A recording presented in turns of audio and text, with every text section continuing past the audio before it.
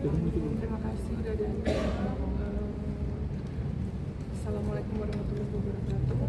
Bismillahirrahmanirrahim. Izinkan saya menyampaikan dengan membaca ya supaya tidak terjadi kesalahpahaman. Baik, terima kasih sudah datang teman-teman.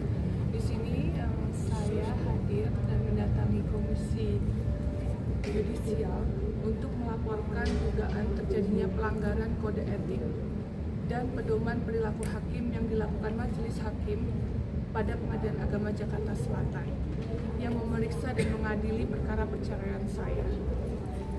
Dan di sini saya akan menyampaikan beberapa poin. Di antaranya adalah laporan ini, dalam hal ini adalah Majelis Hakim keliru dalam memberikan pertimbangan putusan.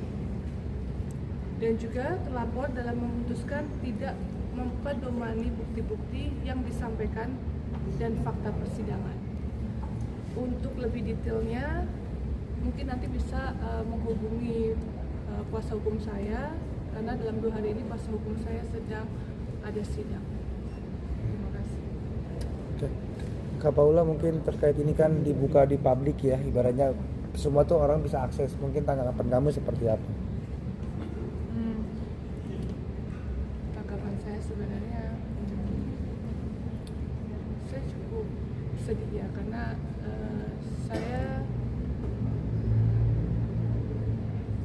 menurut saya ini fitnah ini sudah terlalu jauh ya, sudah terlalu jauh. Dan di sini saya punya 2 anak laki-laki.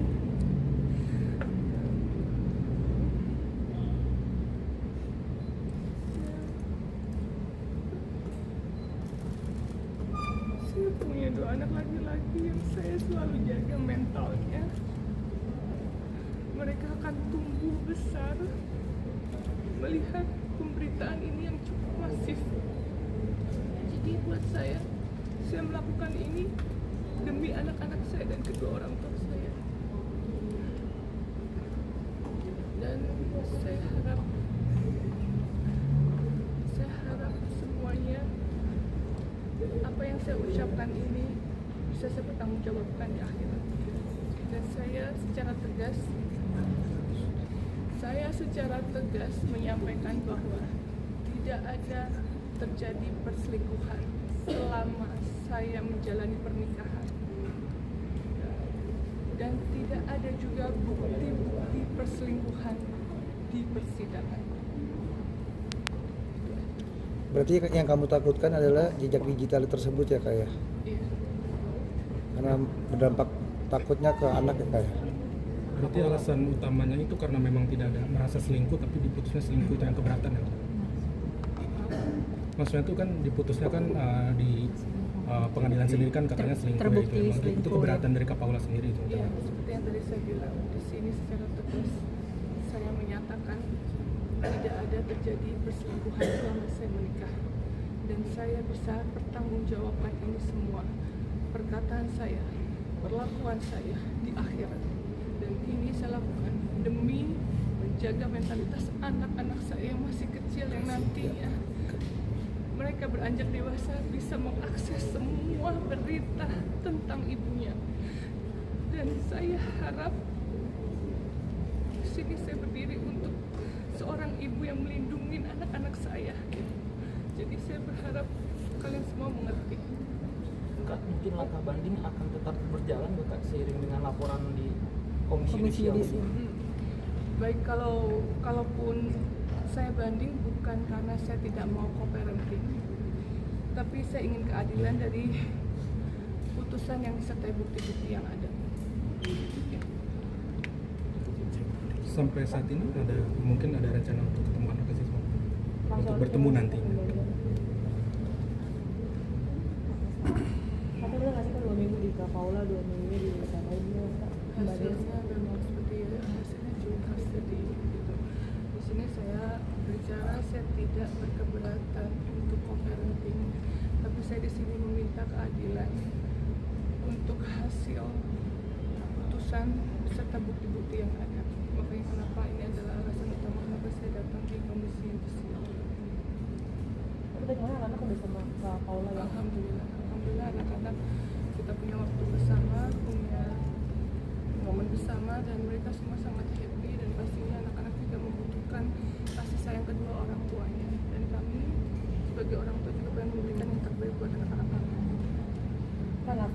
AD dan Ida yang tidak sesuai dengan tuntutan Kapolda berapa Kak? Anggota DPR. Itu sih nanti biar saya Kapolda berarti Kapolda Sudah membantah di persidangan atau bagaimana? sudah semuanya sudah saya lakukan, dan tidak ada bukti perselingkuhan itu gitu. Kan seperti kalian tahu juga secara undang-undang bukti perselingkuhan itu kan berat yang dibuktikan, dan saya bisa bicara di situ tidak ada bukti perselingkuhan, tidak ada rekaman, dan juga 4 saksi yang melihat kalau saya berselingkuh gitu. Jadi saya cuma di sini minta keadilan untuk kedua anak-anak saya dan juga kedua orang tua. Kapolda mengenai berarti Kapolda merasa ada kejanggalan di putusan sidang kemarin nggak sih Kapolda? Ada kejanggalan di putusan tersebut? Oh iya, kejanggalannya ya tadi itu saya merasa ada dugaan terjadinya pelanggaran kode etik tadi, dan juga pedoman perilaku hakim yang dilakukan majelis hakim di Pengadilan Agama Jakarta Selatan. Kapolda ini ada nggak sih bahwa Pak kalau ingin menghadirkan vonis untuk klarifikasi kalau memang selingkuh itu tidak pernah benar gitu. Klarifikasi. Gitu kan? Saya udah berikan klarifikasi di Instagram. Hadirkan Niko. Iya gitu. Untuk klarifikasi kalau itu semua tidak benar. Sebenarnya saya sudah awalnya kami sepakat bahwa kami berteman ya dari pihak sana, cuman ya saya juga tidak tahu ya apa yang menjadi alasan tiba-tiba mereka mengundurkan untuk menjadi saksi, karena ini mempengaruhi nggak hanya saya tapi juga beliau dan juga keluarganya.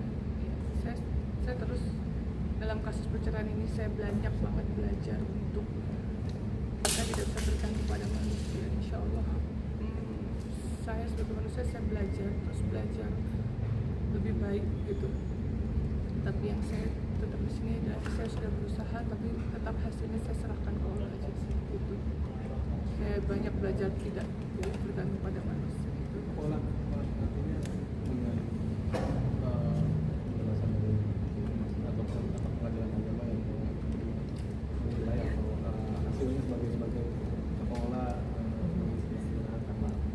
itu menjadi cemaran atau juga masih Sebenarnya saya manusia biasa ya. Saya tidak luput dari kesalahan. Saya juga bukan istri yang sempurna, tapi dalam pernikahan saya sudah berusaha semaksimal saya untuk menjadi lebih baik dan juga memperbaiki diri terus gitu. Tapi kembali lagi itu semua tidak bisa saya kontrol. Tapi dari sisi saya yang bisa saya kontrol adalah saya sudah berusaha yang terbaik, tapi memang saya bukan manusia yang sempurna dan istri yang sempurna. Itu aja yang bisa saya sampaikan. Dengan adanya komentar-komentar jahat mungkin. Saya di sini hanya minta keadilan. Untuk yang lain mungkin nanti bisa langsung lawyer aja. Kapolda mungkin Anak sendiri kemarin kan katanya sempat takut ketemu sama kakak.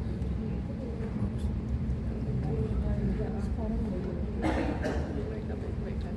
Kapolda mungkin terkait ini kan komentar netizen kan banyak banget yang bilang drama banget lah, atau apa mungkin hujatan-hujatan yang ke kamu dan Mas Baim juga kan ini banyak ya. Kamu gimana? Apa-apa Allah Maha tahu di sini, Allah Maha tahu dan Allah Maha tidur. Saya yakin Allah Maha baik dan kita nggak bisa kontrol apa yang terjadi di luar. Yang bisa saya kontrol hanya apa yang menjadi respon saya dan menyikapi semuanya. Dan buat saya ini sebuah ujian naik kelas yang memang harus saya jalani aja. Yang penting saya menjalaninya dengan lapang dada dan ikhlas insya Allah. Soalnya selama dengan keluarga